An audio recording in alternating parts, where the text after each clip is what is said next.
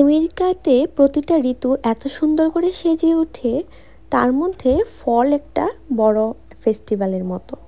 এই ফল টাইমে গাছে প্রচুর হলুদ কালারের পাতা থাকে, যখন পাতাগুলো পেকে যায় দেখতে অনেক বেশি সুন্দর লাগে।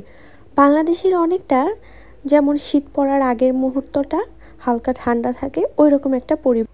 এই ফলের সময়টাকে সুন্দর করে সাজিয়ে তোলার জন্য এই যে এইসব পামকিনের দিয়ে ডিজাইন করা হয়। প্রতি বছরেই এইরকম স্পুকি টাইপের পামকিনগুলো সবসময় সব জায়গায় সাজানো থাকে। আজকে চলে আসছি একটা ফার্মে, যেখানে পামকিনগুলো বিক্রি করা হচ্ছিল। এগুলো শোপিস হিসেবে বিক্রি হয়, আবার কোথাও যে পামকিনগুলো বাগানে চাষ করে সেগুলো বিক্রি হয়। আজকে এসেছিলাম সেই পামকিনের সাথে ছবি তোলার জন্য, কিন্তু যেই ফার্মের অ্যাড্রেসটা দেখে এসেছিলাম সেটা বন্ধ। তাই ভাবলাম পাশের যে ফার্মটা সেটাতেই ঘুরে আসি।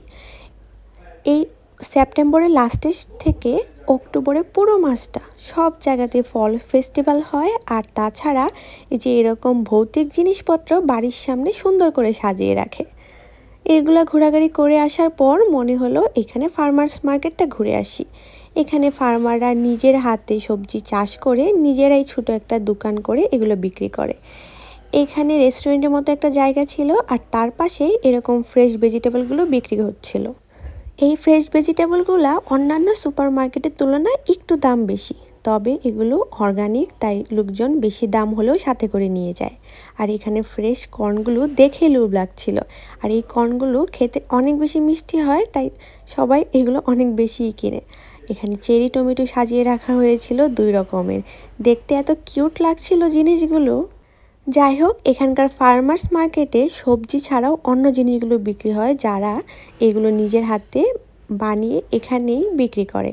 খুব বেশি যেহেতু ওদের প্রোডাকশন থাকে না, অল্প কিছু জিনিস বানায়, তাই জিনিসগুলোর দামও অনেক বেশি।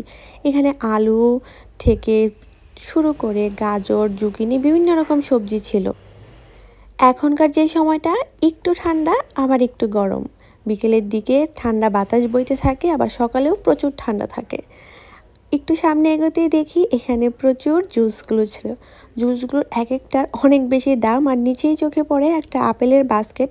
শুরুতে ভেবেছিলাম রিয়েল বাস্কেট, তারপরে হাত দিয়ে ধরে দেখার পরে বুঝতে পারলাম যেটা ফেক। দেখতে কতটা রিয়েল মনে হচ্ছে, তাই না? আমেরিকানরা ফার্মার্স মার্কেট থেকে অনেক বেশি শপিং করে। তারা মনে করে তারা যদি ফার্মার্স মার্কেট থেকে শপিং করে, তাহলে এখানকার যে চাষিরা আছে তাদেরকে ওরা এভাবে হেল্প করতে পারে। যদিও একটু দাম বেশি পড়ে, তবুও এটা ঘরোয়া উপায়ে বানানো হয় বলে আমেরিকানরা এগুলো কিনতে আর খেতে খুবই পছন্দ করে। এই যে এখানে বেশ ধরনের কিছু বানানা ব্রেড আছে, অনেকগুলো ফ্লেভারের। এগুলো সুপার মার্কেটে কিনলে $6-7 মধ্যে হয়ে যাবে, তবে এখানকার বানানা ব্রেডগুলো $12 মতো। যাই হোক, আমরা ব্রেড নিইনি, আমরা এখানে কিছু সবজি নিয়েছি, আর অ্যাপ্রিকটের যে ড্রাই ফ্রুটসটা থাকে সেটা নিয়েছি, আর সাথে একটা অর্গানিক জ্যাম নিয়েছি পাইনাপেল ম্যাঙ্গোর। এটার দাম ছিল $18। তাছাড়া এর আগেও আমরা অনেকবার ফার্মার্স মার্কেটে গিয়েছি। ফার্মার্স মার্কেটের এইসব জ্যাম বা এপ্রিকট বা কেক বলুন, সব কিছুই খেতে অনেক ভালো লাগে, তাই একটু দাম বেশি হলেও এখান থেকে আমরা বেশ কয়েকটা জিনিস নিয়ে নিয়েছি। এখানে স্যান্ডউইচও নিয়ে নিয়েছি, আর এখানে কিছু ক্রেকার্সের মতো ছিল, এগুলো তেলে ভাজা ছিল, তার উপরে পাউডার সুগার দিয়ে রেখেছিল। খেতে খারাপ না লাগলেও বসে বসে মানে একটা দুটা খেতে খেতে সব শেষ হয়ে যায়। তারপরে হাতে একটা স্যান্ডউইচ নিয়ে খেতে খেতে এখান থেকে বের হয়ে চলে আসছি।